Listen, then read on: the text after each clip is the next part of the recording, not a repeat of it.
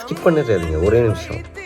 நீங்கள் எப்போவுமே உங்களோட சீக்ரெட் உங்களுக்கு மனசுக்குள்ளே ஓடிக்கிட்டே இருக்க ஒரு விஷயத்த யாராவது ஒருத்தர்கிட்ட சொன்னால் மனசு சரியாயிரும்னு நினச்சி யாராவது ஒருத்தர்கிட்ட அடிக்கடி புலம்புற ஒரு ஆளா, அப்போ இந்த வீடியோ உங்களுக்கு தான். நீங்கள் எப்போவுமே உங்களோட சீக்ரெட் ரகசியத்தெல்லாம் யாரோ ஒருத்தர்கிட்ட சொல்லும்போது இன்றைக்கி நமக்கு ஃப்ரெண்ட்ஸாக இருக்கவங்க நாளைக்கு வந்து இனிமையாக மாறிடுவாங்க, எதிரியாக மாறிடுவாங்க. அப்படி இருக்கும்போது என்ன ஆகும்னா, நீங்கள் மனசில் வச்சு கஷ்டப்பட்டு புலம்புன எல்லா விஷயமே உங்களுக்கு எகென்ஸ்டாகவே உங்களுக்கே வந்து ஒரு அம்பா திரும்ப ஆரம்பிச்சிடும், உங்களுக்கு எகென்ஸ்டாக மாற ஆரம்பிச்சிடும்.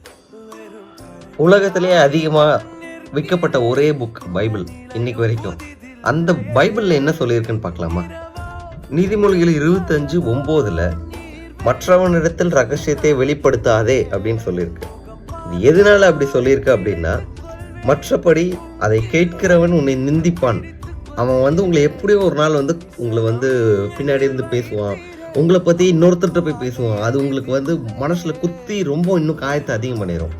உன் அவமானம் உன்னை விட்டு நீங்காது, உன் அவமானம் உன்னை விட்டு நீங்காதுன்னு பைபிள் சொல்லுது. ஸோ அதனால் உங்கள் குழந்தைங்களுக்கு இதையே சொல்லிக் கொடுங்க. யாருக்கிட்டே உங்களோட ரகசியத்தை சொல்லாதீங்க, யாரையுமே நம்பாதீங்க. ஏன்னா நீங்கள் நம்புகிற ஒரு ஆள் வந்து இன்னொரு நாள் உங்களை உடச்சிட்டு போகிற வாய்ப்பு அதிகமாக இருக்கும். ஸோ ப்ரேயர் பண்ணுங்கள். God bless you.